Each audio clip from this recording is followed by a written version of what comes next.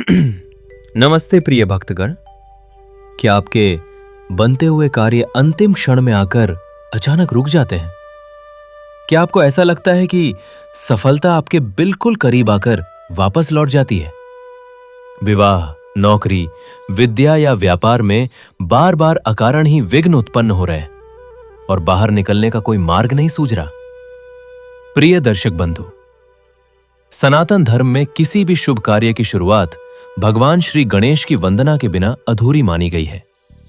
जब जीवन में विघ्नों का पहाड़ टूट पड़े, बुद्धि सही निर्णय लेने में असमर्थ हो जाए और हर तरफ केवल निराशा दिखाई दे, तब गौरी पुत्र गजानन की शरण में जाने से बड़ा कोई उपाय नहीं है। आज का ये बुधवार कोई साधारण दिन नहीं है। ये विघ्नहर्ता के उस जागृत दरबार में अपनी अर्जी लगाने का महाअवसर है, जहां से कोई भी भक्त कभी खाली हाथ नहीं लौटता।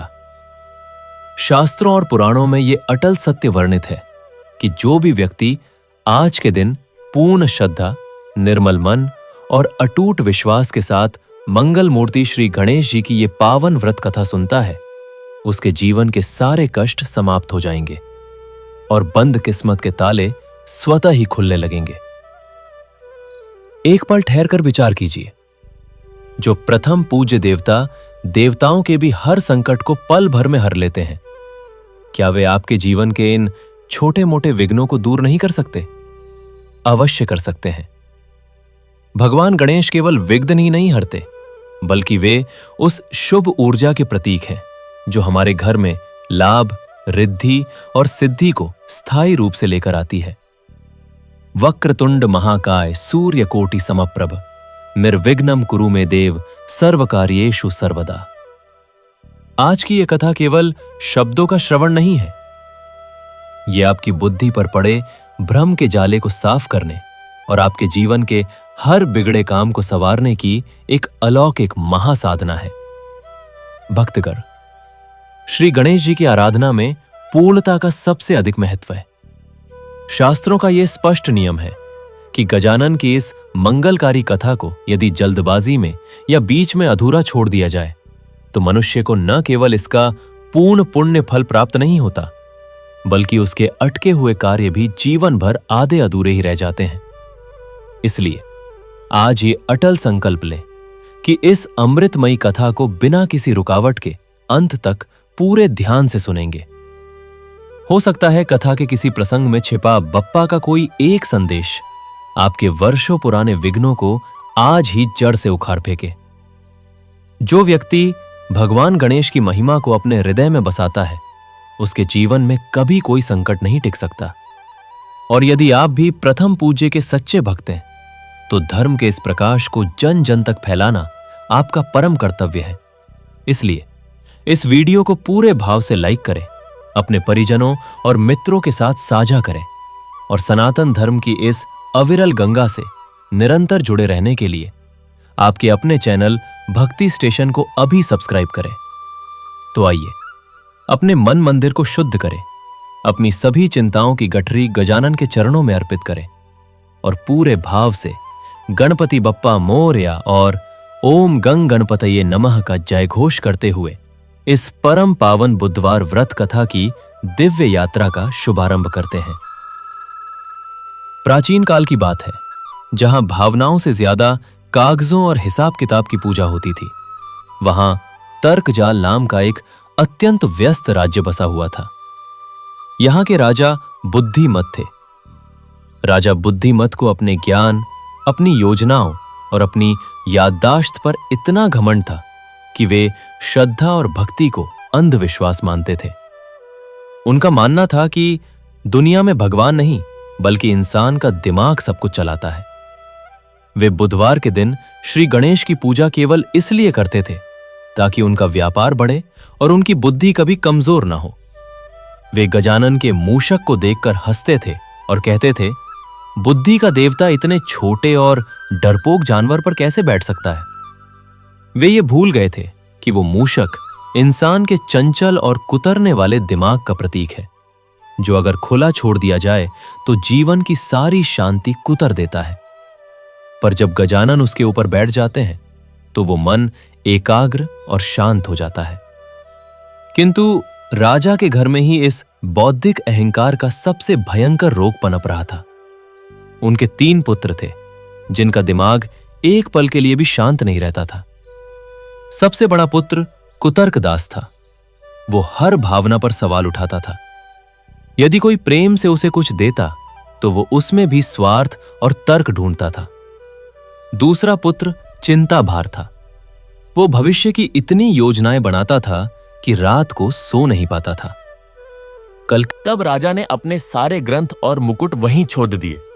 उन्होंने एक साधारण सा सूती वस्त्र पहना, अपने हाथों में एक छोटी सी दूरवाली और नंगे पैर उस सिद्धिवन की ओर प्रस्थान किया जहां भगवान गणेश बिना किसी तर्क के केवल प्रेम भाव से विराजते हैं। जाते समय उन्होंने अपने सिर दर्द से तड्डध्यजपते और पागलों की तरह चीखते पुत्रों से रोते हुए कहा, तुम्हें अपनी इस बुद्धि और अपने तर्कों पर बहुत घमंड था ना। देखो, आज हमारा अपना ही दिमाग हमारा सबसे बड़ी डीदा शत्रु बन गया है। हम गजानन से दुनिया को जीतने की बुद्धि मांगते रहे, पर हमने कभी मन की शांति नहीं मांगी। मैं उस विघ्नहर्ता के पास अपने इस शोर भरे दिमाग को सौंपने जा रहा हूं। यदि तुम इस अति विचार और पागलपन से मुक्त होना चाहते हो तो अपने तर्कों को यहीं छोड़ दो और मेरे पीछे पीछे गंग गणपतये नमः का नाद करते हुए एक छोटे बच्चे की तरह उस परम ज्ञानी के चरणों में चले आना। राजा के मुख से यह वचन सुनकर तीनों पुत्र ठिठक गए। उनके भीतर का दर्द इतना प्रबल था कि पहली बार उन्हें लगा कि उनके पिता सत्य कह रहे हैं। कुतर्कदास के मन में अब भी एक लहर उठी कि क्यों जाएं? क्या वाकई कोई देवता है? यह सब मानसिक रोग का प्रकोप है, कोई दैवी विपदा नहीं। पर जैसे ही उसने यह सोचा, उसके सिर में फिर से असहनीय पीड़ा उठी। उसकी अपनी ही कुतर्क रूपी बिजली ने उसे झनझना दिया। वह चीखा और पिता के पीछे चल पड़े। दद्दा चिंताभार ने सोचा, यदि हम गए और वहां शांति न मिली तो यह यात्रा व्यर्थ होगी और तब हम और भी अधिक चिंता में घिर जाएंगे। पर यह सोचते ही उसे लगा कि उसकी चिंता की जड़ यही है। यह सोचना कि यदि ऐसा हुआ तो क्या होगा। उसने वही निर्णय लिया कि जो होगा देखा जाएगा, और वह भी पिता के पीछे चल पड़ा। ज्ञान अहंकार के मन में आया, मैं इतने ग्रंथों का झाता हूं, मैं किसी अनपरा साधु के आगे कैसे सिर झुका सकता हूं। पर फिर उसे अपनी वह हालत याद आई जब वह एक भी शब्द नहीं पेरहच पाया था। उसकी विद्या का घमंड उसी की विद्या के भार से दब गया। वह रोते हुए लड़खड़ाते हुए पिता की ओर बढ़ा। एयूएम गण गणपतये नमः, एऊएम गण गण गणपतये नमः, ऊएम दंडन गण गणपतये नमः। यह नाद पहले तो केवल राजा के मुख से निकल रहा था, पर धीरे धीरे पुत्र भी उसमें शामिल हो गए। उनके पैरों में छाले पड़ गए, शरीर पसीने से तर हो गया। पर उनके मुख से निकलने वाला यह मंत्र अब उनके भीतर गहरे उतरने लगा था। वे तर्क जाल की राजधानी से निकलकर एक ऐसे जंगल में प्रवेश कर चुके थे जहां केवल पेड़, पक्षी और हवा का सन्नाटा था। राजा के पुत्र कुतर्कदास ने देखा कि रास्ते में एक गूंगा व्यक्ति एक पत्थर के पास बैठा है। वह मूर्ति नहीं थी, केवल एक सहज निर्मित शिला थी जो कुछ हद तक हाथी के सिर की आकृति बना रही थी। गूंगे व्यक्ति की आंखें बंद थीं और उसके चेहरे पर एक अद्भुत शांति थी। उसके पास न तो कोई पूजा सामग्री थी, न घंटी, न शंख, केवल उसके हृदय की धड़कन ही उसकी पूजा थी। कुतर्कदास ने सोचा, यह कैसे संभव है? ऐसा है, बिना मंत्र के, बिना शास्त्र के, बिना किसी तर्क के यह व्यक्ति इतना शांत कैसे हो सकता है? उसने पास जाकर उस गूंगे को झकझोरना चाहा और पूछना चाहा, तू कौन है? तू किसकी पूजा कर रहा है? पर जैसे ही उसने उस व्यक्ति का हाथ छुआ, उसे एक अद्भुत स्पंदन महसूस हुआ। वह स्पंदन उसके शरीर में फैल गया, उसके हृदय में उतर गया और उसकी आंखों से आंसू बह निकले। पहली बार उसने बिना कुछ सोचे, बिना कुछ तर्क किए एक गहरे सत्य का अनुभव किया। उसका वह कुतर्क जो उसे कभी भी किसी भी भावना में डूबने नहीं देता था, उस गूंगे की शांति के सामने पिघल गया। उसने उस गूंगे के चरण छुए और फिर आगे बढ़ गया। अब उसके रोम रोम से एयूमय गण गणपतये नमः का ही उच्चारण हो रहा था। उसके तर्कों की जगह अब एक विशाल असीम श्रद्धा ने ले ली थी। राजा का मंझला पुत्र चिंताभार अभी भी बेचैन था। उसकी यात्रा के हर कदम के साथ वह सोच रहा था, हम कब पहुंचेंगे, कितनी दूर है, रास्ते में हमें भोजन मिलेगा या नहीं, यदि जंगली जानवर आ गए तो बप्पा दर्शन देंगे भी या नहीं। उसका मन भविष्य में इतना उलझा हुआ था कि वह वर्तमान के उस अद्भुत क्षण को खो रहा था जहां उसके पिता और भाई उसके साथ थे और वह प्रकृति की गोद में चल रहा था। तभी उसकी नजर एक छोटे से पक्षी पर पड़ी। वह पक्षी सूखी टहनी पर बैठा था। उसके पास न तो भोजन का कोई भंडार था, न ही कोई योजना। उसने बस अपनी चोंच से जमीन पर पड़ा एक छोटा सा दाना चुगा और फिर प्रसन्न होकर फुदकने लगा। चिंताभार ठिठक गया। उसने देखा कि उस पक्षी को इस बात की कोई चिंता नहीं थी कि कल उसे क्या खाने को मिलेगा। वह इसी क्षण में जी रहा था। उसे लगा जैसे कोई विशाल हाथी के मुख वाली आकाशवाणी उससे कह रही हो, देख, इस पक्षी को देख, इसके पास न तो तेरे जैसा बड़ा मस्तिष्क है, न ही भविष्य की योजनाएं। फिर भी यह कितना शांत और संतुष्ट है। तू भविष्य की चिंता में अपना वर्तमान खो रहा है। कल का क्या है? कल तो केवल एक सोचा हुआ सपना है। वर्तमान ही एकमात्र सत्य है और इसी वर्तमान में बैठा है तेरा गजानन। उस पक्षी को देखकर चिंताभार का सारा डर, उसकी सारी चिंता मानो पंख लगाकर उड़ गई।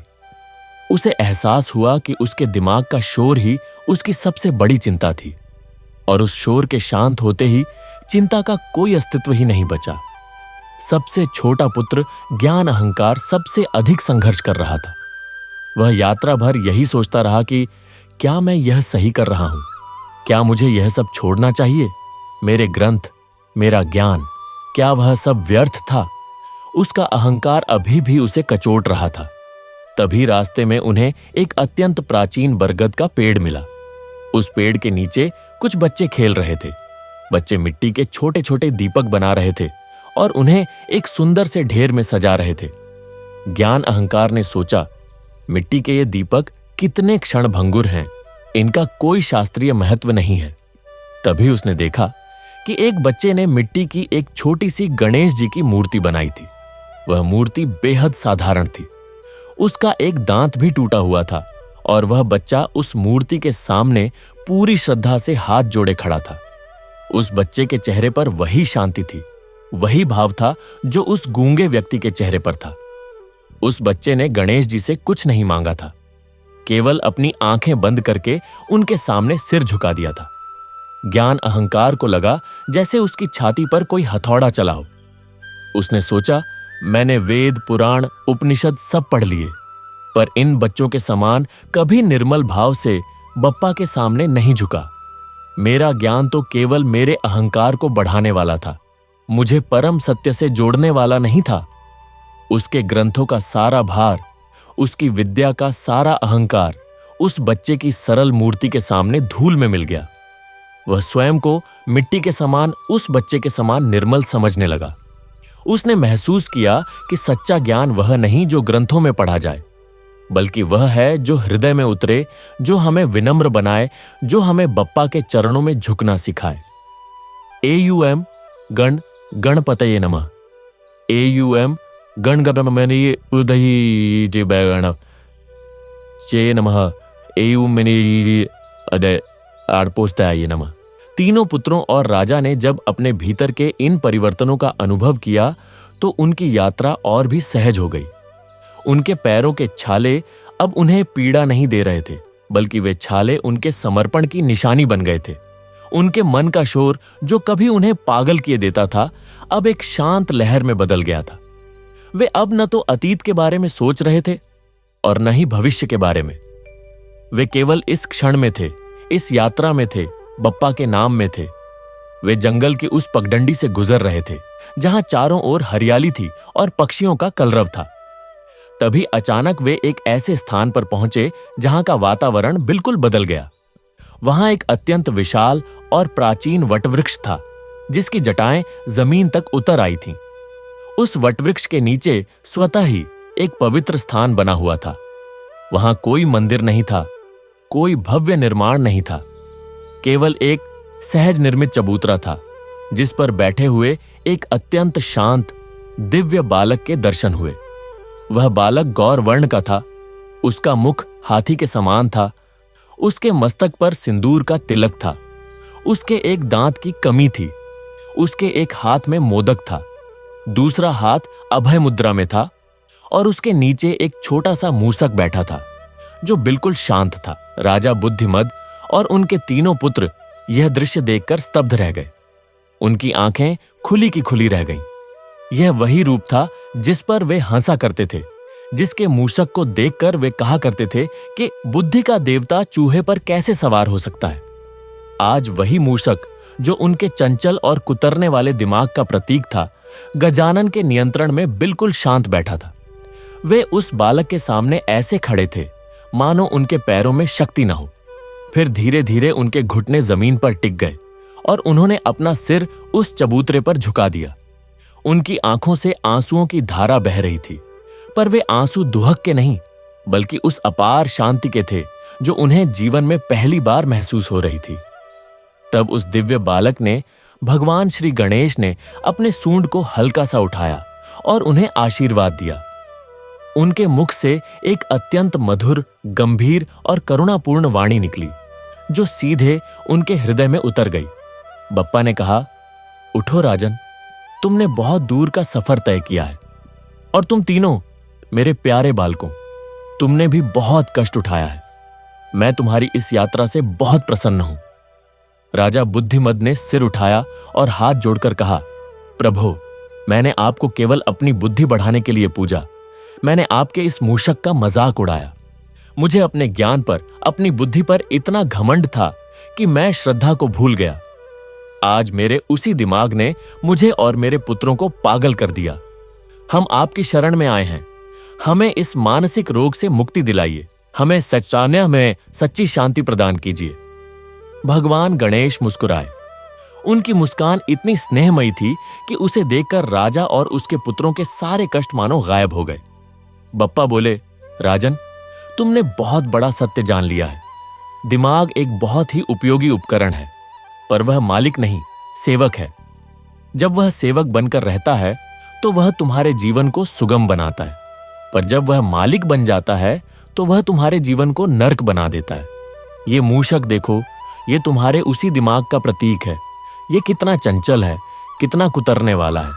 यदि मैं इसके ऊपर न बैठूं तो ये मेरे भी भंडार को कुतर डाले, पर जब मैं इस पर सवार होता हूं तो यह शांत हो जाता है और मेरा वाहन बन जाता है। ठीक यही तुम्हारे साथ भी हुआ। तुमने अपने दिमाग को खुला छोड़ दिया था, वह तुम्हारी शांति को कुतर रहा था।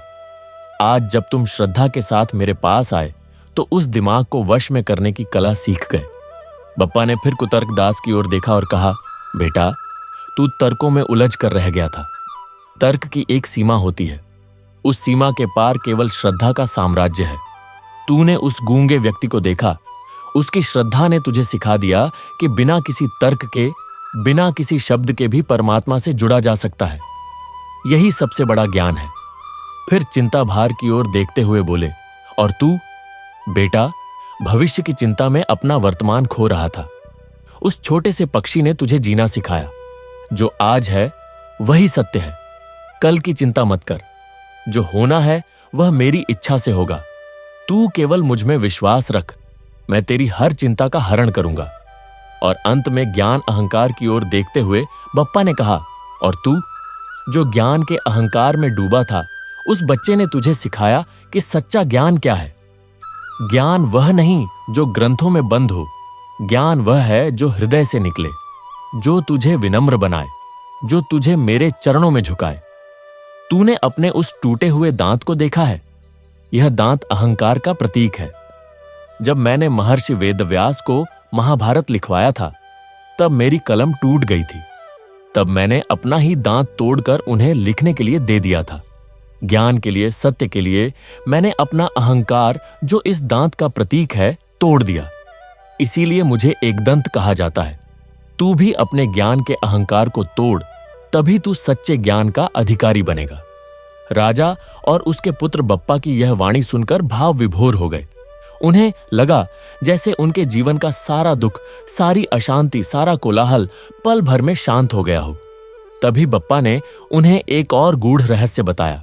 उन्होंने कहा, क्या तुम जानते हो कि एक बार मुझे और मेरे भाई कार्तिकेय को ब्रह्मांड का चक्कर लगाने की प्रतियोगिता करने को कहा गया था। कार्तिकेय तुरंत अपने वाहन मयूर पर सवार होकर ब्रह्मांड की यात्रा पर निकल गए, पर मैंने केवल अपने माता पिता शिव और पार्वती की 7 बार परिक्रमा कर ली। मैंने कहा, मेरे माता पिता ही मेरे लिए संपूर्ण ब्रह्मांड है। यह सुनकर सभी देवता गदगद हो गए। राजन, इस कथा का रहस्य यह है कि सच्चा ज्ञान, सच्ची शांति बाहर भागने में नहीं है, बल्कि अपनी जड़ों से जुड़ने में है, अपने उस परम स्रोत से जुड़ने में है जो तुम्हारे भीतर ही है। तुम बाहर दुनिया को जीतने के लिए भाग रहे थे, पर शांति तो तुम्हारे भीतर ही बैठी थी, मेरे चरणों में। तब राजा ने विनम्र भाव से पूछा, प्रभो, हम आपको कैसे प्रसन्न करें? हम कैसे सदा आपकी शरण में बने रहें? हमारा मन फिर से भटके, इसका क्या उपाय है? भगवान गणेश ने मुस्कुराते हुए कहा, बस मेरा नाम लेते रहो, एयूएम गण गणपतये नमः का जाप करते रहो, बुधवार का व्रत रखो, मुझे दूर्वा चढ़ाओ, और सबसे बड़ी बात, अपनी बुद्धि के अहंकार को मत पालो। जब भी लगे कि तुम्हारा दिमाग बहुत तेज दौड़ रहा है, बहुत अधिक सोच रहा है, बहुत अधिक चिंता कर रहा है, तो समझ लेना कि वह मूषक उछल रहा है। उसे तुरंत मेरे चरणों में लगा दो। कहो, हे गजानन, यह मूषक मैं तुम्हें सौंपता हूं, फिर देखना वह शांत हो जाएगा। मैं इस संसार के सभी कष्टों का हरण करने वाला हूं। मैं विघ्नहर्ता हूं। मेरी शरण में आने वाले का कोई कष्ट नहीं टिकता। उसके जीवन के तरे विघ्न मैं स्वयं हर लेता हूं। उसके मन की सारी अशांति मैं स्वयं शांत कर देता हूं। इतना कहकर भगवान गणेश ने अपना हाथ आशीर्वाद की मुद्रा में उठाया। राजा और उनके पुत्रों ने देखा कि बप्पा के शरीर से एक दिव्य प्रकाश निकल रहा है, जो उन सबको आलोकित कर रहा है। वह प्रकाश उनके शरीर में समा गया, उनके मन में समा गया, उनकी आत्मा में समा गया। उनके भीतर का सारा अंधकार, सारा भ्रम, सारा तर्क जाल उस प्रकाश के सामने विलीन हो गया। उन्होंने महसूस किया कि वे अब नए सिरे से जन्मे हैं। उनकी बुद्धि अब दासी बन गई थी, स्वामिनी नहीं। उनका मन अब शांत सरोवर बन गया था, उफनते समुद्र की जगह। उनकी चिंताएं अब कहीं नहीं थीं, जैसे कभी थीं ही नहीं। उनका ज्ञान अब विनम्र हो गया था, अहंकारी नहीं। एयूएम गण गणपतये नमः, एयूएम गण गणपतये नमः, ई जय नपतये नमः। फिर धीरे धीरे वह दिव्य प्रकाश समेटा गया और भगवान गणेश पुनः उसी बाल रूप में उसी मूषक पर विराजमान हो गए। उन्होंने राजा और उनके पुत्रों को अंतिम आशीर्वाद दिया, जाओ, अब तुम शांति से अपने राज्य में लौट जाओ। तुम्हारा राज्य अब तर्क जाल नहीं, श्रद्धापुरी कहलाएगा। वहां अब कागजों और हिसाब किताब से ज्यादा भावनाओं और श्रद्धा की पूजा होगी। और याद रखना, जीवन खुशियां की जगह नहीं है। जीवन एक ऐसा यज्ञ है जहां हर पल बहता है, हर पल बदलता है। पर जो मेरी शरण में है, उसके लिए हर पल एक नई खुशी लेकर आता है। उसके जीवन के सारे कष्ट, सारे विघ्न, सारी अशांति सदा के लिए समाप्त हो जाएंगे। इतना कहकर भगवान श्री गणेश अंतर्ध्यान हो गए। उनके जाने के बाद भी उस स्थान पर एक अद्भुत दिव्य सुगंध और शांति व्याप्त थी। राजा और उनके तीनों पुत्र बहुत देर तक वहीं बैठे रहे, उस शांति में डूबे रहे। फिर जब उन्होंने आंखें खोलीं, तो उनके चेहरे पर एक अपूर्व तेज था, एक अद्भुत शांति थी। उनके शरीर के तरे छाले, सारी पीड़ा गायब हो गई थी। वे जैसे नवजात शिशु के समान निर्मल और पवित्र हो गए थे। वे उठे और उसी मार्ग से वापस अपने राज्य की ओर चल पड़े।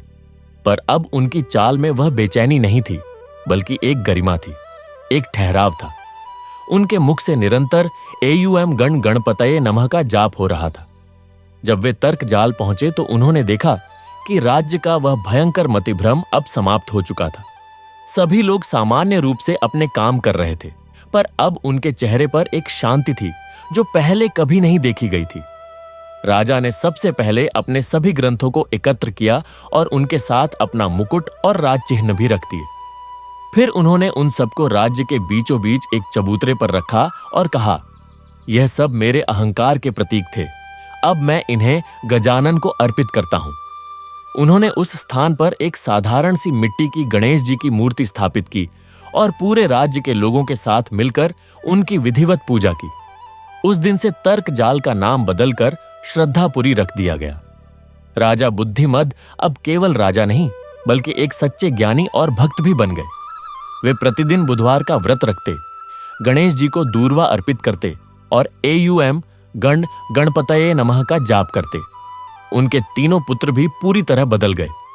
कुतर्क दास ने अपने कुतर्कों को त्याग कर सच्चे शास्त्रार्थ और वाद विवाद की कला सीखी, पर अब वह कभी किसी का अपमान नहीं करता था बल्कि सबको प्रेम से समझाता था।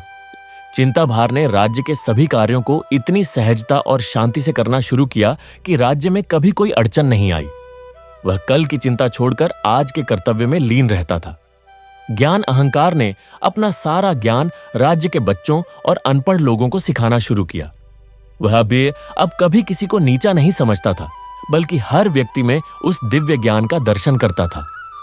समय बीतता गया पर श्रद्धापुरी की शांति कभी भंग नहीं हुई। राजा और उनके पुत्र जब भी कभी मानसिक अशांति या अतिविचार के शिकार होते, वे तुरंत अपने आप को संभालते और बप्पा का स्मरण करते। उन्हें हमेशा याद रहता कि उस विशाल वटवृक्ष के नीचे उन्हें जो शांति मिली थी वही उनकी सबसे बड़ी पूंजी है। उन्होंने अपने जीवन का हर क्षण उस शांति को बनाए रखने में लगा दिया। वे कभी किसी से ईर्ष्या नहीं करते थे, कभी किसी का बुरा नहीं सोचते थे, कभी किसी को धोखा नहीं देते थे। उनका जीवन एक खुली किताब की तरह था जिसे पढ़कर हर कोई प्रेरणा लेता था। पर यह सब इतना सहज नहीं था। शांति को बनाए रखना, उसे अपने जीवन का अभिन्न अंग बनाना, यह उतना ही कठिन था जितनी कठिन उस सिद्धिवन की यात्रा रही थी।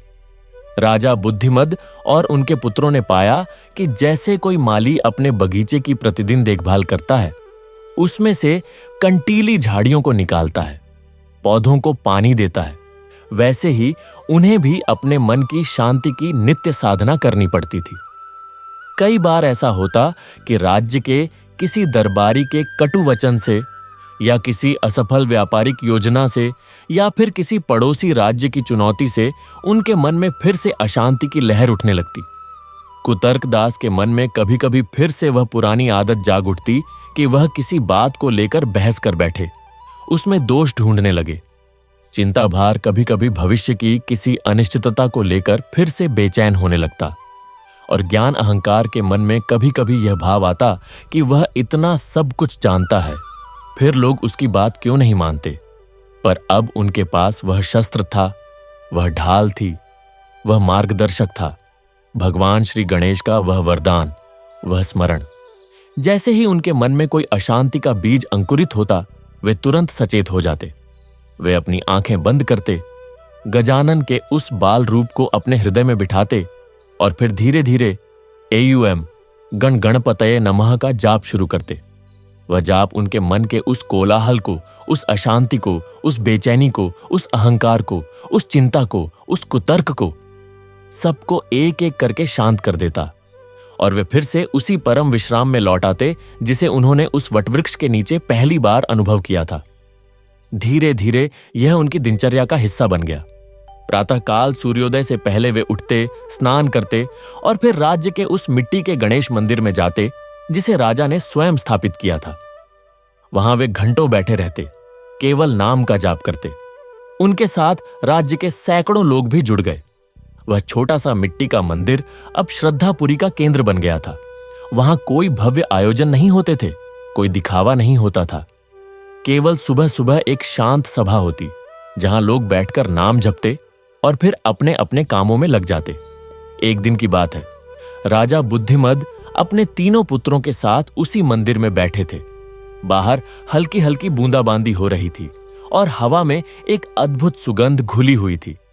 सबकी आंखें बंद थीं और सबके हृदय से AUM गण गणपतये नमः का नाद उठ रहा था। तभी अचानक उन्हें लगा कि मंदिर का वातावरण और भी अधिक पवित्र और भी अधिक दिव्य हो गया है। उन्होंने आंखें खोलीं और देखा कि उस मिट्टी की मूर्ति के स्थान पर स्वयं भगवान श्री गणेश विराजमान है। वह वही बाल रूप था, वही गौर वर्ण, वही मस्तक पर सिंदूर का तिलक, वही एक दंत, वही मोदक, वही अभय मुद्रा और वही शांत मूषक। पर इस बार उनके मुख पर एक और भी अधिक गहरी करुणा थी, एक और भी अधिक गहरा स्नेह था। राजा और उनके पुत्र तुरंत उठ खड़े हुए और उनके चरणों में गिर पड़े। भगवान गणेश ने अपनी सूंड से उन्हें स्पर्श किया और आशीर्वाद दिया। फिर वे बोले, मेरे प्यारे भक्तों, मैं तुम्हारी इस निष्ठा से, तुम्हारे इस नित्य स्मरण से अत्यंत प्रसन्न हूं। तुमने मेरी सीख को केवल सुना ही नहीं, बल्कि उसे अपने जीवन में उतारा भी। तुमने दिखा दिया कि शांति कोई एक बार मिलने वाली वस्तु नहीं है, बल्कि एक नित्य साधना है। आज मैं तुम्हें एक और रहस्य बताने आया हूं। सब लोग ध्यान से सुनने लगे। बप्पा ने कहा, तुमने मेरे मूषक का रहस्य जान लिया। तुमने जान लिया कि वह चंचल मन का प्रतीक है जो गुरु के नियंत्रण में आकर शांत हो जाता है। पर क्या तुम जानते हो कि यह मूषक केवल चंचल मन ही नहीं, बल्कि उन सभी कुंठाओं, उन सभी इच्छाओं, उन सभी वासनाओं का भी प्रतीक है जो इंसान के मन को कुतरती रहती हैं। राजा और उनके पुत्रों ने ध्यान से सुना। बप्पा ने आगे कहा, यह मूषक जितना छोटा दिखता है उतना ही बड़ा विनाश कर सकता है। यदि यह किसी के भंडार में घुस जाए तो वह सारा अन्न, सारा धन, सारा वैभव कुतर डालता है। ठीक वैसे ही मन की ये क्षुद्र इच्छाएं, ये छोटी छोटी कुंठाएं, ये दबी हुई वासनाएं, ये अधूरी आकांक्षाएं, ये सब मिलकर इंसान के जीवन रूपी भंडार को धीरे धीरे खोखला कर देती हैं। व्यक्ति बाहर से कितना भी सफल दिखे, कितना भी शांत दिखे, पर यदि उसके भीतर ये मूषक हैं, तो वह कभी भी सच्ची शांति का अनुभव नहीं कर सकता। यह सुनकर राजा के पुत्र चिंताभार के मन में एक गहरी पीड़ा उठी। उसने अपने भीतर झांका और देखा कि उसकी चिंताएं तो समाप्त हो गई थीं, पर उसके भीतर कुछ और भी था। एक अदृश्य भय, एक असुरक्षा, एक खालीपन। उसने विनम्रता से पूछा, प्रभु, मैं समझ गया, मेरी चिंताएं तो गईं, पर मुझे लगता है कि मेरे भीतर अभी भी कुछ है जो मुझे पूरी तरह शांत नहीं होने देता। वह क्या है? भगवान गणेश मुस्कुराए। उन्होंने कहा, बेटा, वह है तुम्हारा अतीत। तुमने भविष्य की चिंता तो छोड़ दी, पर अतीत के घाव अभी भी तुम्हारे मन में दबे हैं। जो हो चुका उसे बार बार सोचना, उस पर पछताना, उससे सीखने के बजाय उसी में उलझे रहना, यह भी एक प्रकार की चिंता ही है। अतीत को स्वीकार करो, उससे सीखो और फिर उसे जाने दो। जैसे यह नदी बहती जा रही है और पीछे मुड़कर नहीं देखती, वैसे ही तुम भी बहो। अतीत को याद रखने का अर्थ है उसे बार बार जीना, उस दर्द को बार बार सहना। जो बीत गया वह अब केवल एक स्मृति है, एक छाया है। उस छाया को पकड़ने की कोशिश मत करो। फिर उन्होंने कुतर्कदास की ओर देखा। कुतर्कदास समझ गया कि अब उसकी बारी है। उसने पूछा, प्रभु, मेरे तर्क तो शांत हो गए, पर कभी कभी मैं पाता हूं कि मैं लोगों की बातों में छिपे दोषों को ढूंढने लगता हूं। यह आदत पूरी तरह नहीं गई। बप्पा ने कहा, तर्क अपने आप में बुरा नहीं है बेटा, तर्क तो एक उपकरण है। समस्या तब होती है जब तर्क ही सब कुछ बन जाता है, जब तर्क प्रेम और करुणा का मार्ग रोक देता है। तू लोगों में दोष ढूंढने लगता है क्योंकि तू उन्हें अपने तर्क की कसौटी पर कसता है, पर लोगों को तराजू पर तौला नहीं जाता बेटा, उन्हें हृदय से महसूस किया जाता है। जब तू किसी से मिले तो पहले उसके प्रति प्रेम महसूस कर, फिर अपने तर्क का प्रयोग कर। तर्क को प्रेम का सेवक बना, स्वामी नहीं। फिर ज्ञान अहंकार की ओर देखा। वह पहले से ही सिर झुकाए खड़ा था। बप्पा ने उससे कहा, और तू? बेटा, ज्ञान का अहंकार तो चला गया, पर अब एक नया अहंकार आ गया है। यह कि मैं विनम्र हूं, मेरा कोई अहंकार नहीं है। यह भी एक अहंकार है। सबसे गहरा अहंकार यही होता है कि मैं अहंकारी नहीं हूं। सच्ची विनम्रता तो वह है जहां मैं ही नहीं बचता, जहां केवल वह है, केवल परमात्मा है। तू अभी भी मैं और मेरा के चक्कर में है। मेरा ज्ञान, मेरी विनम्रता, मेरा त्याग, यह सब मैं के ही विस्तार हैं। जब यह मैं पूरी तरह मिट जाएगा, तब तू जानेगा कि सच्चा ज्ञान क्या है। यह सुनकर राजा बुद्धिमद के नेत्रों से अश्रुधारा बहने लगी। उन्होंने कहा, प्रभो, हम कितने अज्ञानी हैं। हमें लगा था कि हम आपके दर्शन पाकर, आपका उपदेश सुनकर पूर्ण हो गए, पर आप तो हमारे भीतर की और भी गहरी परतें दिखा रहे हैं। क्या इसका कोई अंत भी है? क्या हम कभी पूर्ण शांति प्राप्त कर सकते हैं? भगवान गणेश की आंखों में भी करुणा छलक आई। उन्होंने राजा के सिर पर अपना हाथ रखा और कहा, राजन, शांति कोई ऐसी वस्तु नहीं है जो एक बार पाकर सदा के लिए थम जाए। शांति एक यात्रा है, एक साधना है, एक प्रवाह है। जैसे नदी समुद्र में मिलने के बाद भी बहती रहती है, केवल उसका स्वरूप बदल जाता है, वैसे ही तुम भी इस यात्रा में नित्य आगे बढ़ते रहो। जितना गहरे तुम उतरोगे, उतनी ही गहरी शांति तुम्हें मिलेगी। यह साधना कभी समाप्त नहीं होती। हर दिन एक नई सुबह है, हर दिन एक नई शुरुआत है। आज जो शांति मिली, कल वह और भी गहरी हो सकती है, यदि तुम उसके लिए प्रयास करते रहो। इतना कहकर भगवान गणेश ने उन्हें फिर आशीर्वाद दिया और अंतर्ध्यान हो गए। उनके जाने के बाद वहां बैठे सभी लोग बहुत देर तक मौन रहे। उनके मन में अनेक विचार उठ रहे थे और गिर रहे थे, पर अब वे उन विचारों से घबराते नहीं थे। वे जान गए थे कि यह मन का स्वभाव है। उन्हें तो केवल उस स्वभाव से ऊपर उठकर उस मूषक पर सवार होकर बैठना है, उसके साथ संघर्ष नहीं करना। समय बीतता गया। राज्य में शांति और समृद्धि का वातावरण और भी गहरा होता गया। राजा और उनके पुत्र अब सिर्फ शासक नहीं थे, बल्कि वे जीवंत उदाहरण थे कि कैसे मनुष्य अपने भीतर की अशांति को शांति में बदल सकता है। दूर दूर से लोग उनसे मिलने आते। कोई चिंता से ग्रस्त था, कोई कुतर्कों में उलझा था, कोई अहंकार से भरा था, कोई अतीत के घावों से पीड़ित था। राजा और उनके पुत्र सबकी बात धैर्य से सुनते और फिर उन्हें बप्पा के उस सरल उपदेश की याद दिलाते। एयूएम गण गणपतये नमः। एक दिन एक युवक राज्य में आया। वह अत्यंत बेचैन था। उसकी आंखों में गहरी पीड़ा थी और उसका पूरा शरीर कांप रहा था। राजा ने उसे बैठाया और उसकी व्यथा सुनी। युवक ने बताया कि उसे कई वर्षों से नींद नहीं आती। उसका मन एक पल के लिए भी शांत नहीं होता। उसने अनेक वैद्यों को दिखाया, अनेक उपचार किए, पर कोई लाभ नहीं हुआ। राजा ने उसकी ओर देखा और कहा, बेटा, तू अपने मन की बीमारी को बाहर ठीक करना चाहता है, पर उसकी जड़ तो तेरे भीतर है। बता, तू किस बात से इतना भयभीत है? युवक कांपते हुए बोला, महाराज, मुझे भय है। मुझे हर चीज से भय है। मुझे भय है कि कल क्या होगा। मुझे भय है कि मैं असफल हो जाऊंगा। मुझे भय है कि लोग मुझे पसंद नहीं करेंगे। मुझे भय है कि मैं बीमार पड़ जाऊंगा। मुझे भय है कि मेरे प्रियजन मुझे छोड़ देंगे। यह भय मुझे कभी चैन नहीं लेने देता। राजा ने उस युवक को समझाया, बेटा, भय भी उसी चंचल मन का एक रूप है। भय का कोई अस्तित्व नहीं है। वह केवल एक विचार है, एक कल्पना है। तू जिस चीज से डरता है वह घटी नहीं है। हो सकता है कि कभी घटे ही ना, पर तू उस काल्पनिक घटना को अभी इसी पल में अपने जीवन का हिस्सा बना लेता है और उससे पीड़ित होता है। यह तो ऐसा हुआ जैसे कोई व्यक्ति किसी भूत से डरे जो है ही नहीं। राजा ने उसे बप्पा की शरण में जाने का मार्ग बताया। उसने कहा, प्रतिदिन सुबह और शाम केवल 5 मिनट के लिए बैठ, आंखें बंद कर, गणेश जी के उस बाल रूप को याद कर जो अपने मूषक पर सवार है, और फिर धीरे धीरे एयूएम गण गणपतये नमः का जाप कर। पहले दिन तुझे कुछ महसूस ना हो, पर धीरे धीरे तू पाएगा कि तेरा मन शांत होने लगा है।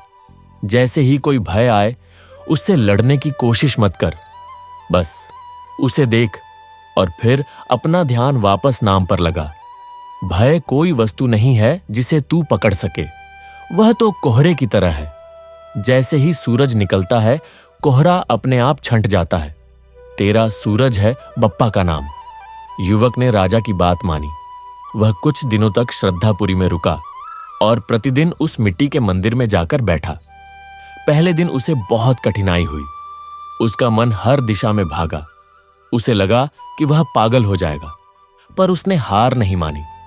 दूसरे दिन फिर बैठा, तीसरे दिन फिर। धीरे धीरे उसने पाया कि उसके मन की गति कुछ धीमी हुई है। भय के विचार आते हैं, पर वे उतने प्रबल नहीं रहे।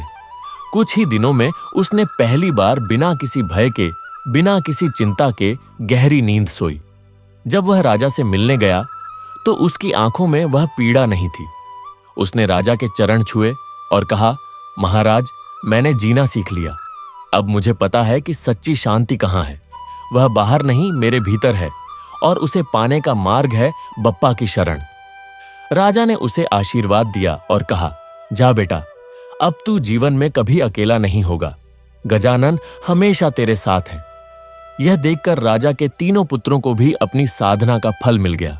उन्होंने देखा कि उनके द्वारा प्राप्त किया गया ज्ञान, वह शांति, वह अनुभव अब दूसरों के काम आ रहा है। उनके जीवन को एक नई दिशा, एक नया उद्देश्य मिल गया। अब वे केवल अपनी शांति के लिए नहीं, बल्कि दूसरों को शांति पाने का मार्ग दिखाने के लिए भी जी रहे थे। एक दिन राजा बुद्धिमद ने अपने तीनों पुत्रों को बुलाया और कहा, बेटों, मैंने अपने जीवन में बहुत कुछ पाया है, पर सबसे बड़ी उपलब्धि यह है कि मैंने तुम तीनों को सही मार्ग पर देखा है। अब मैं चाहता हूं कि तुम इस राज्य की बागडोर संभालो। मैं अब अपने शेष दिन इसी मंदिर में गजानन की शरण में नाम जपते हुए बिताना चाहता हूं। तीनों पुत्रों की आंखें नम हो गईं। वे बोले, पिताश्री, आप हमारे लिए केवल राजा नहीं, बल्कि सबसे बड़े गुरु हैं। आपने हमें जो सिखाया उसे हम जीवन भर नहीं भूलेंगे। हम आपके आदेश का पालन करेंगे और इस राज्य को शांति और समृद्धि के मार्ग पर ले जाने का प्रयास करेंगे। राजा ने अपना मुकुट उतारकर अपने ज्येष्ठ पुत्र कुतर्क दास को सौंप दिया। अब कुतर्क दास कुतर्की नहीं रह गया था। वह एक विवेकी और न्यायप्रिय राजा बन चुका था। चिंता भार अब चिंतित नहीं रहता था। वह राज्य का सबसे कुशल प्रबंधक बन गया था और ज्ञान अहंकार ने अपना अहंकार पूरी तरह त्याग दिया था। वह अब राज्य का सबसे प्रिय गुरु और मार्गदर्शक बन गया था। राजा बुद्धिमद ने अपना सादा जीवन जीना शुरू कर दिया। वह उसी मिट्टी के मंदिर में रहने लगे जहां से उनके जीवन की सबसे बड़ी यात्रा शुरू हुई थी। वह प्रतिदिन सुबह उठते, गणेश जी की पूजा करते और फिर पूरे दिन राज्य के लोगों से मिलते, उनकी समस्याएं सुनते और उन्हें बप्पा के मार्ग पर चलने की प्रेरणा देते। वह अब पूरी तरह शांत थे। उनके चेहरे पर एक दिव्य तेज था, एक अलौकिक शांति थी। लोग दूर से ही उनके दर्शन मात्र से शांति का अनुभव करते थे। एक दिन बहुत वर्षों बाद राजा बुद्धिमद उसी वटवृक्ष के नीचे बैठे थे जहां उन्हें पहली बार गजानन के दर्शन हुए थे। उनके तीनों पुत्र भी वहां उपस्थित थे। अब वे सब बहुत बूढ़े हो चुके थे, पर उनके हृदय में वही शांति थी, वही उत्साह था, वही प्रेम था। धीरे धीरे सूर्य अस्त हो रहा था और वातावरण में एक अद्भुत शांति छाई हुई थी। तभी अचानक उस वटवृक्ष के नीचे फिर से वह दिव्य प्रकाश प्रकट हुआ।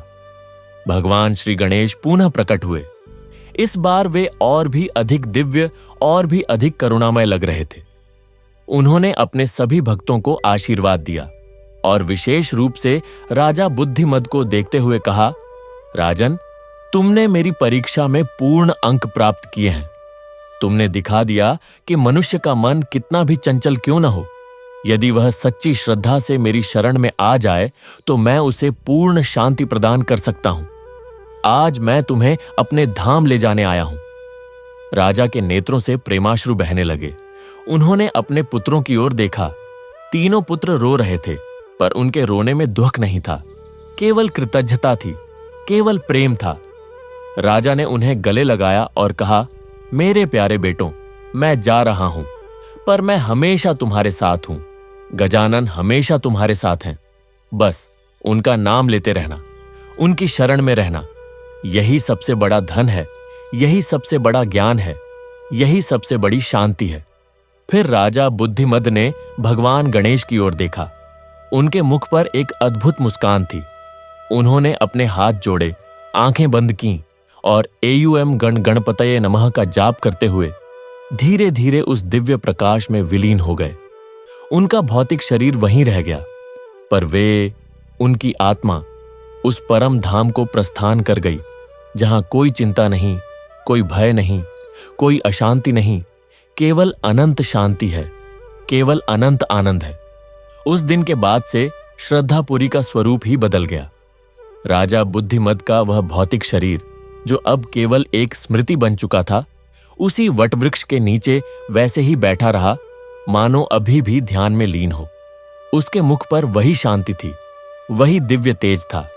उसके तीनों पुत्रों ने फैसला किया कि वे उस शरीर को अग्नि नहीं देंगे, क्योंकि यह शरीर अब केवल मिट्टी का ढांचा नहीं था, बल्कि उस परम शांति का प्रतीक था जिसे राजा ने जीवन भर साधा था। उन्होंने उसी वटवृक्ष के नीचे एक समाधि का निर्माण किया और उसमें राजा के पार्थिव शरीर को स्थापित कर दिया। वह स्थान अब शांति धाम कहलाने लगा। कुतर्क दास, चिंताभार और ज्ञान अहंकार अब राज्य के पूर्ण उत्तरदायित्व को संभाल चुके थे, पर उनके जीवन का सबसे बड़ा कार्य राज्य चलाना नहीं था, बल्कि अपने पिता द्वारा दिखाए गए उस मार्ग को, उस शांति के मार्ग को अक्षुण्ण बनाए रखना था। वे प्रतिदिन सुबह उस समाधि पर जाते, वहां घंटों बैठते और अपने पिता की उस अंतिम यात्रा को याद करते। उन्हें लगता था कि उनके पिता अभी भी वहीं हैं, उस समाधि में नहीं, बल्कि उस वातावरण में, उस हवा में, उस प्रकाश में जो उस वटवृक्ष के नीचे बिखरा हुआ था। एक दिन ऐसा ही एक प्रभात था। तीनों भाई समाधि के पास बैठे थे। सूर्य की पहली किरणें वटवृक्ष की पत्तियों को छूकर समाधि पर पड़ रही थीं। तभी अचानक उन्हें लगा कि समाधि से एक दिव्य प्रकाश निकल रहा है। वह प्रकाश धीरे धीरे फैलने लगा और उसमें से एक आकृति बनने लगी। वह आकृति और कोई नहीं, स्वयं राजा बुद्धिमद थे। पर अब वे उस वृद्ध राजा के रूप में नहीं थे, बल्कि एक दिव्य तेजोमय पुरुष के रूप में थे। उनके शरीर से प्रकाश फूट रहा था और उनके चेहरे पर वही अद्भुत शांति थी जो उनके जीवन के अंतिम दिनों में देखी गई थी। तीनों पुत्र चकित रह गए। वे उठ खड़े हुए और उस दिव्य आकृति के सामने हाथ जोड़कर खड़े हो गए। राजा बुद्धिमद ने अपने पुत्रों की ओर स्नेह भरी दृष्टि से देखा और कहा, बेटों, डरो मत, मैं वही हूं, तुम्हारा पिता। पर अब मैं उस परम धाम से तुमसे बात कर रहा हूं, जहां कोई भय नहीं, कोई मृत्यु नहीं, केवल अनंत शांति है। मैं तुम्हें यह बताने आया हूं कि हमारी यह यात्रा अब भी समाप्त नहीं हुई है। यह तो केवल एक चरण था, अब तुम्हें इस यात्रा को और आगे बढ़ाना है। कुतर्क दास ने विनम्रता से पूछा, पिताश्री, अब हम क्या करें? आपके बिना यह राज्य, यह मार्ग सब सूना सूना लगता है। राजा बुद्धिमद मुस्कुराए। उन्होंने कहा, बेटा, मैं तुम्हारे बीच नहीं हूं, पर मैं तुम्हारे भीतर हूं। मैं उसी प्रकार तुम में समाया हूं, जैसे यह सूर्य का प्रकाश इन पत्तियों में, इन फूलों में, इस धरती में समाया है। मैं अब हर उस व्यक्ति में हूं जो सच्चे मन से गजानन का स्मरण करता है। मैं अब हर उस हृदय में हूं जहां शांति का वास है। तुम मुझे खोजने के लिए बाहर मत देखो, भीतर देखो, मैं वही हूं। यह सुनकर चिंताभार के नेत्रों से अश्रुधारा बहने लगी। उसने कहा, पिताश्री, आपने हमें चिंता से मुक्ति का मार्ग दिखाया, पर अब आपके वियोग की चिंता सता रही है। राजा ने उसे आश्वस्त किया, बेटा, यह वियोग नहीं है, यह मिलन है। मैं पहले से कहीं अधिक तुम्हारे निकट हूं। चिंता तो केवल तब होती है जब हम शरीर को ही सब कुछ मान लेते हैं। मैंने तो यह शरीर छोड़ दिया, पर मैं जो वास्तव में हूं वह तो अविनाशी है, अमर है, और वही अविनाशी तत्व तुम्हारे भीतर भी है। उसे पहचानो, उसी की साधना करो। ज्ञान अहंकार, जो अब पूरी तरह विनम्र हो चुका था, ने हाथ जोड़कर कहा, पिताश्री, मैंने सोचा था कि मैंने सब कुछ जान लिया है, पर आपके इस दिव्य दर्शन ने मुझे फिर से याद दिला दिया कि मैं अभी कितना छोटा हूं, कितना अज्ञानी हूं। कृपया मुझे आशीर्वाद दें कि मैं कभी इस सत्य को न भूलूं। राजा ने उसे आशीर्वाद देते हुए कहा, बेटा, सबसे बड़ा ज्ञान यही है कि हम कुछ नहीं जानते। जो यह जान लेता है वही सच्चा ज्ञानी है। तू इस मार्ग पर है, बस निरंतर चलता रह, कभी रुकना मत। और हां, तीनों भाइयों, मैं तुम्हें एक और बात बताना चाहता हूं। यह राज्य, यह श्रद्धापुरी अब केवल एक राज्य नहीं रहा, यह एक तीर्थ बन चुका है। दूर दूर से लोग यहां शांति की खोज में आएंगे। तुम्हारा कर्तव्य है कि तुम उनका स्वागत करो, उन्हें वही मार्ग दिखाओ जो हमें बप्पा ने दिखाया। उन्हें केवल यह सिखाओ कि सच्ची शांति बाहर नहीं, भीतर है, और उसे पाने का सबसे सरल मार्ग है गजानन की शरण, गजानन का नाम। इतना कहकर राजा बुद्धिमद की वह दिव्य आकृति धीरे धीरे प्रकाश में विलीन होने लगी। तीनों भाई बहुत देर तक उसी स्थान पर खड़े रहे, उस प्रकाश को अपने हृदय में समाते रहे। उस दिन के बाद से उनके जीवन में एक नई ऊर्जा का संचार हुआ। उन्होंने अपने पिता के अंतिम संदेश को हृदय में बिठा लिया और उसे पूरा करने में जुट गए। उन्होंने उस वटवृक्ष के चारों ओर एक विशाल आश्रम का निर्माण करवाया। वह आश्रम शांति कुंज कहलाया। उसमें दूर दूर से लोग आने लगे। कोई चिंता से ग्रस्त था, कोई क्रोध से भरा था, कोई लोभ में डूबा था, कोई मोह में फंसा था, कोई अहंकार से ग्रसित था। तीनों भाई सबको एक समान दृष्टि से देखते थे। वे किसी से भेदभाव नहीं करते थे। कोई राजा हो या रंक, कोई विद्वान हो या मूर्ख, कोई युवा हो या वृद्ध, सबके लिए उनके द्वार खुले थे और सबको वे केवल एक ही उपदेश देते थे, AUM गणपतये नमः। बस इसे जपो, बस इसे जियो। धीरे धीरे यह आश्रम एक विशाल आंदोलन का केंद्र बन गया। लोग यहां आते, कुछ दिन रुकते, शांति का अनुभव करते और फिर वापस जाकर अपने जीवन में उसे उतारने का प्रयास करते। बहुत से लोग तो यहीं के होकर रह गए। उन्होंने अपना सब कुछ त्याग दिया और इसी शांति कुंज में, इसी नाम जप में, इसी साधना में लीन हो गए। धीरे धीरे वह स्थान एक छोटे से गांव से बढ़कर एक नगर बन गया और फिर एक विशाल क्षेत्र में फैल गया। पर उसके केंद्र में हमेशा वही वटवृक्ष रहा, वही समाधि रही, वही मिट्टी का गणेश मंदिर रहा। कई वर्ष बीत गए। कुतर्क दास, चिंताभार और ज्ञान अहंकार अब बहुत बूढ़े हो चुके थे। उनके शरीर वृद्ध थे, पर उनका मन उतना ही युवा था, उतना ही शांत था, उतना ही प्रसन्न था। उनकी आंखों में वही चमक थी, उनके चेहरे पर वही तेज था। एक दिन तीनों भाई फिर से उस वटवृक्ष के नीचे, उस समाधि के पास एक साथ बैठे थे। अब उनके आसपास हजारों शिष्य बैठे थे जो मौन ध्यान में लीन थे। सूर्य अस्त हो रहा था और आकाश में सुनहरी लालिमा छाई हुई थी। तभी अचानक वातावरण में फिर से वही दिव्य सुगंध फैलने लगी, वही शीतलता छाने लगी, वही प्रकाश फूटने लगा। इस बार वह प्रकाश और भी अधिक विस्तृत था, और भी अधिक तेजस्वी था। उसमें से पहले तो भगवान श्री गणेश प्रकट हुए। वही बाल रूप, वही गौर वर्ण, वही सिंदूर तिलक, वही एक दंत, वही मोदक, वही अभय मुद्रा, वही शांत मूषक। पर इस बार उनके साथ एक और दिव्य आकृति भी थी। राजा बुद्धिमद, उसी दिव्य तेज से युक्त, उसी शांति से परिपूर्ण। दोनों साथ साथ खड़े थे और उनके मुख पर वही अद्भुत मुस्कान थी। भगवान गणेश ने अपनी सूंड उठाई और उपस्थित सभी लोगों को आशीर्वाद दिया। फिर उन्होंने तीनों भाइयों की ओर देखा और कहा, मेरे प्यारे बालकों, तुमने अपने पिता के सपने को साकार किया। तुमने इस स्थान को शांति का ऐसा केंद्र बना दिया जहां हजारों लाखों लोगों को मुक्ति मिली, शांति मिली, आनंद मिला। मैं तुमसे अत्यंत प्रसन्न हूं। आज तुम्हारी साधना पूर्ण हुई। अब तुम्हारे लिए भी इस भौतिक शरीर को त्यागने का समय आ गया है। तीनों भाइयों ने एक दूसरे की ओर देखा। उनके मन में कोई दुहक नहीं था, कोई मोह नहीं था, केवल कृतज्ञता थी।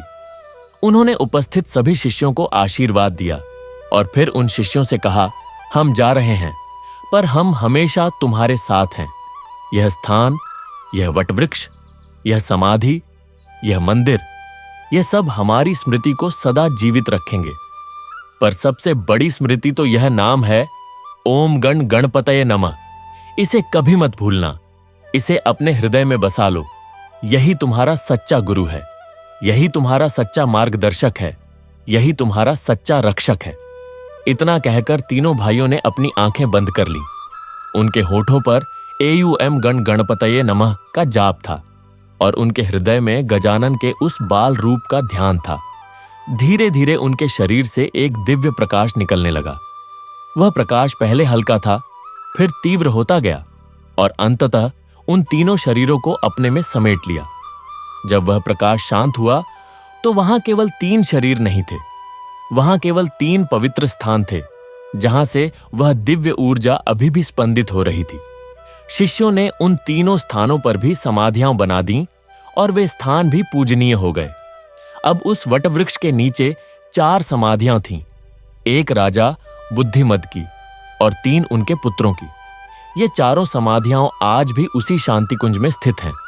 कहते हैं कि आज भी जब कोई सच्चे मन से, श्रद्धा भाव से उन समाधियों के पास जाकर ध्यान लगाता है तो उसे वही शांति का अनुभव होता है जो राजा और उनके पुत्रों को हुआ करता था। उस स्थान की हवा में आज भी वही पवित्रता है, उस स्थान की मिट्टी में आज भी वही दिव्यता है, उस स्थान के वातावरण में आज भी वही स्पंदन है। वह स्पंदन, वह दिव्यता, वह पवित्रता केवल उस स्थान तक सीमित नहीं रही। जैसे कोई दीपक अपने प्रकाश से सैकड़ों अन्य दीपक जला सकता है, वैसे ही उस शांति कुंज की ऊर्जा धीरे धीरे समूचे श्रद्धापुरी में फैल गई।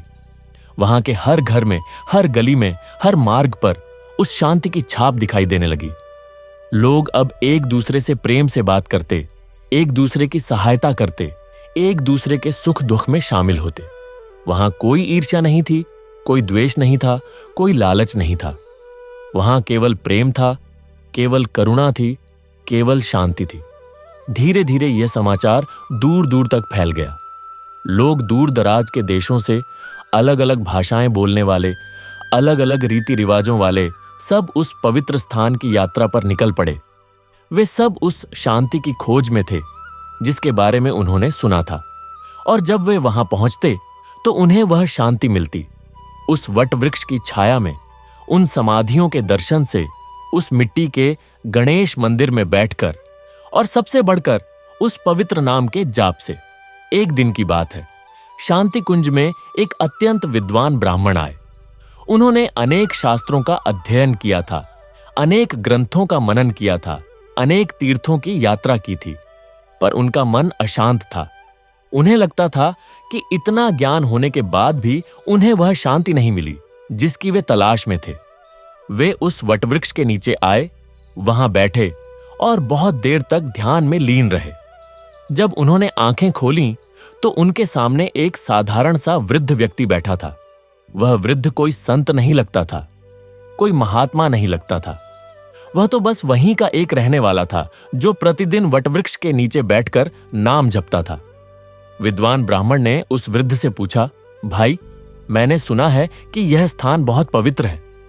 यहां आकर मुझे कुछ विशेष अनुभव नहीं हुआ।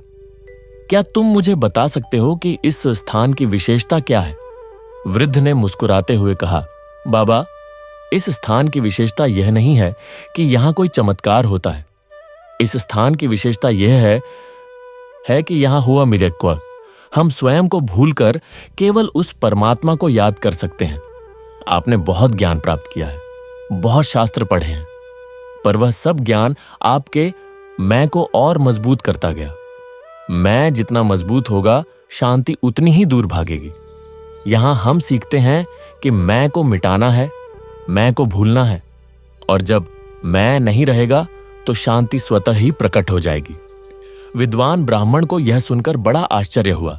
उन्होंने सोचा, इस साधारण से दिखने वाले व्यक्ति ने तो मेरे जीवन का सबसे बड़ा सत्य कह दिया।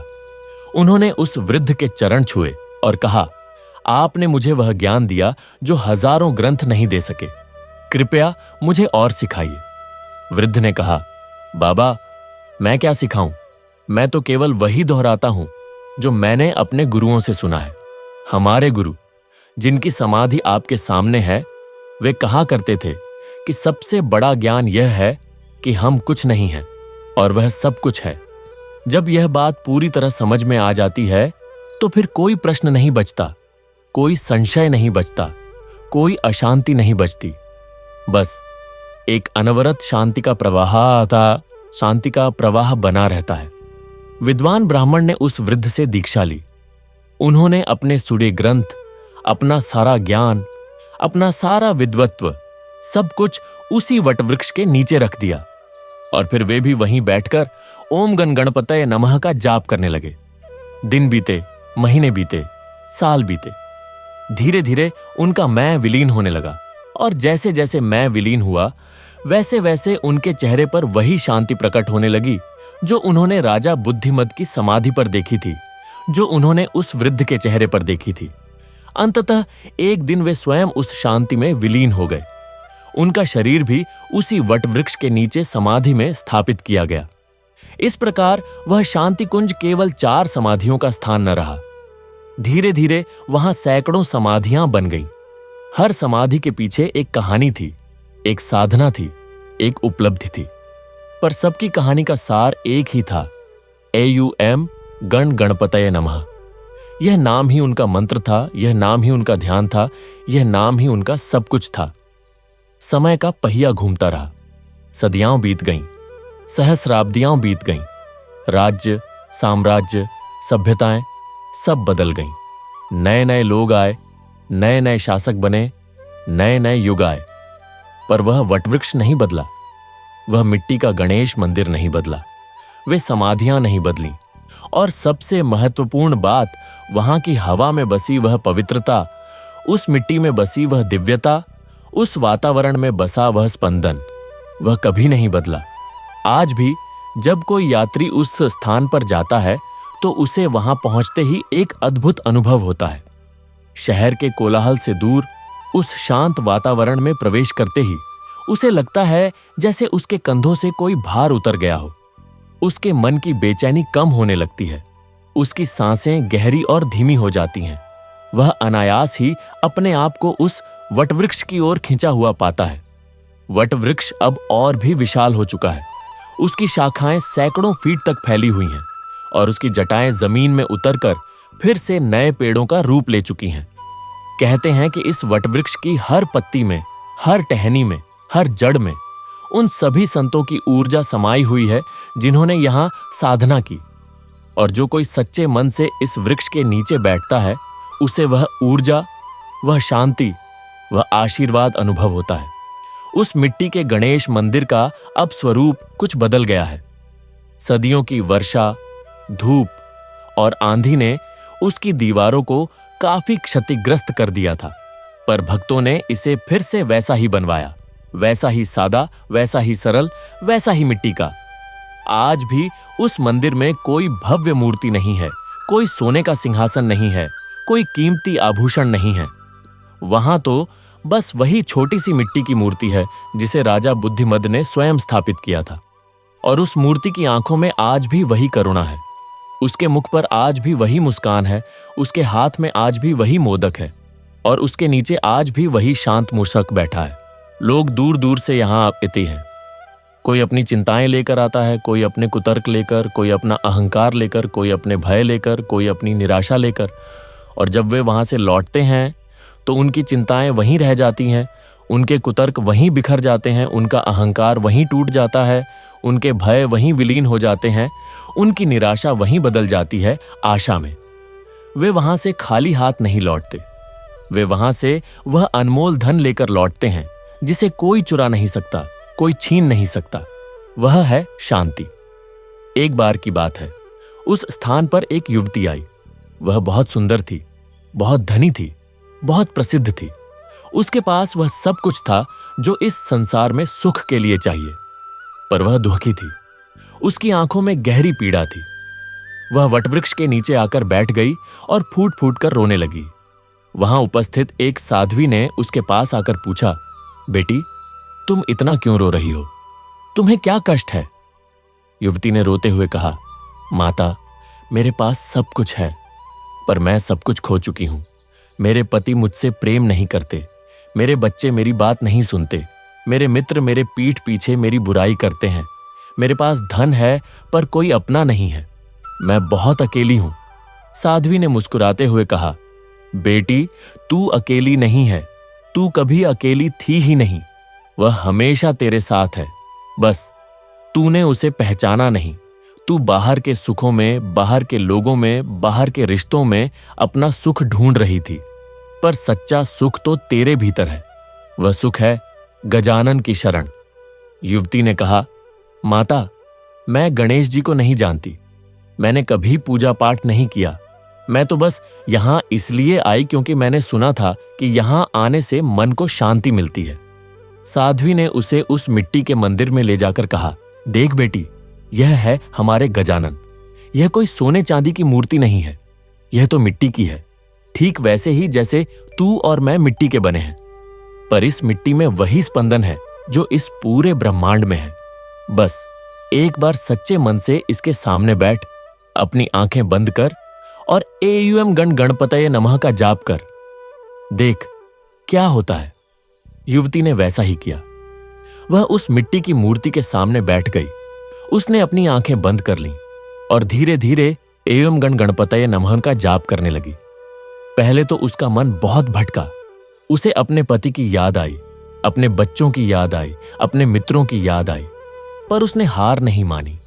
वह जाप करती रही। धीरे धीरे उसके मन की गति धीमी हुई, उसके विचार कम हुए और फिर एक समय ऐसा आया जब उसे कुछ भी याद नहीं रहा। न पति, न बच्चे, न मित्र, न कोई और। केवल वह नाम था और वह नाम जपने वाली वह, और फिर वह भी विलीन हो गई। केवल नाम रह गया, केवल नाद रह गया, केवल शांति रह गई। जब उसने आंखें खोलीं तो उसके चेहरे पर वही शांति थी जो उस साध्वी के चेहरे पर थी।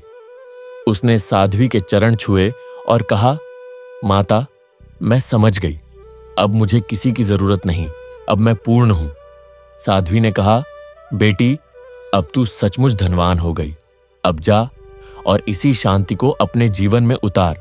तेरा पति, तेरे बच्चे, तेरे मित्र सब अपने आप तेरी ओर खींचे चले आएंगे, क्योंकि अब तू उनसे कुछ मांगने नहीं बल्कि उन्हें कुछ देने के लिए जाएगी। और वह चीज है प्रेम, शांति और करुणा। युवती वहां से गई और सचमुच उसके जीवन में वही हुआ जो साध्वी ने कहा था। उसके पति का व्यवहार बदल गया, उसके बच्चे उसके करीब आ गए, उसके मित्रों ने उसे फिर से अपना लिया। पर अब उसे इन सब की परवाह नहीं थी। वह जान गई थी कि सच्चा सुख बाहर नहीं, भीतर है, और वह भीतर का सुख उसे मिल चुका था गजानन की कृपा से। इस प्रकार वह पवित्र स्थान युगों युगों तक शांति का केंद्र बना रहा। पीढ़ियां आईं और गईं, पर वह स्थान वैसे ही बना रहा।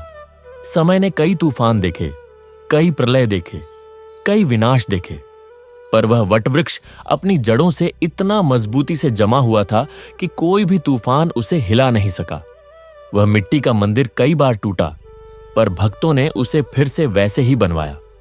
वे समाधियां कई बार धूल में मिलीं, पर उनके स्थान को फिर से चिह्नित किया गया। और वहां की हवा में बसी पवित्रता, वहां की मिट्टी में बसी दिव्यता, वहां के वातावरण में बसा स्पंदन, वह तो अविनाशी था, अमर था, शाश्वत था। आज भी जब कोई उस स्थान पर जाता है तो उसे वही अनुभव होता है। आज भी वहां बैठकर कोई भी व्यक्ति एयूएम गण गणपतये नमः का जाप करता है तो उसे वही शांति मिलती है।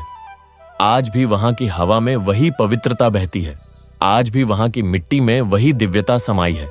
आज भी वहां के वातावरण में वही स्पंदन है। और यह कथा आज भी उतनी ही जीवंत है। इसे सुनने वाला हर व्यक्ति इस कथा का हिस्सा बन जाता है, क्योंकि यह कथा केवल राजा बुद्धिमद और उनके पुत्रों की कहानी नहीं है। यह कथा हर उस व्यक्ति की कहानी है जिसने कभी अपने अहंकार को त्यागा, अपने कुतर्कों को छोड़ा, अपनी चिंताओं से मुक्ति पाई और गजानन की शरण में जाकर शांति का अनुभव किया। यह कथा हर उस व्यक्ति की कहानी है जिसने यह जान लिया कि जीवन खुशियां बटोरने की जगह नहीं है, बल्कि हर पल में, हर क्षण में उस परम शांति का अनुभव करने की यात्रा है जो गजानन के चरणों में सदा से विद्यमान है। गणपति बप्पा मोरया, गणपति बप्पा मोरया, गणपति बप्पा मोरया। एयूएम गण गणपतये नमः, एयूएम गणपतये नमः, ओम गण गणपतये नमः। यह नाम सदा बोलो, यह नाम सदा जपो, यह नाम सदा याद रखो। यही तुम्हारा सच्चा मित्र है, यही तुम्हारा सच्चा साथी है, यही तुम्हारा सच्चा गुरु है, यही तुम्हारा सच्चा ईश्वर है। और जब यह नाम तुम्हारे हृदय में बस जाएगा, तब देखना तुम्हारे जीवन के संकष्ट, सारे विघ्न, सारी अशांति सदा के लिए समाप्त हो जाएगी और तुम उस परम शांति में, उस परम आनंद में, उस परम सत्य में निवास करोगे जो इस सृष्टि के आरंभ से अंत तक एकमात्र अटल सत्य है। गणपति बप्पा मोरया, मंगल मूर्ति मोरया। एयूएम श्री गणेशाय नमः। गजानन भूतगणादि सेवितम, गणपति बप्पा मोरया, मंगल मूर्ति मोरया। और अब इस कथा को सुनने के बाद जब तुम अपने घर लौटो, जब तुम अपने दैनिक जीवन में व्यस्त हो जाओ, तो कभी कभी रुकना, एक पल के लिए रुकना, अपनी आंखें बंद करना, उस वटवृक्ष की छाया को याद करना, उन समाधियों की पवित्रता को याद करना, उस मिट्टी के गणेश मंदिर की सरलता को याद करना, और फिर धीरे धीरे, बहुत धीरे धीरे केवल यह एक नाम लेना, AUM गण गणपतये नमः। देखना, वही शांति तुम्हारे भीतर उतरेगी, वही स्पंदन तुम्हारे हृदय में महसूस होगा, वही दिव्यता तुम्हारे जीवन में फैल जाएगी, और तुम पाओगे कि तुम अकेले नहीं हो, वे सब तुम्हारे साथ हैं। राजा बुद्धिमद, उनके तीनों पुत्र, वह साध्वी, वह विद्वान ब्राह्मण, वह युवती और हजारों लाखों अन्य, सब तुम्हारे साथ हैं, उसी नाम में, उसी शांति में, उसी आनंद में। गणपति बप्पा मोरया, गणपति बप्पा मोरया, गणपति बप्पा मोरया। AUM गण गणपतये नमः, AUM गण गणपतये नमः, AUM गण गणपतये नमः। यही सत्य है, यही सार है, यही मुक्ति है, यही परम कल्याण है।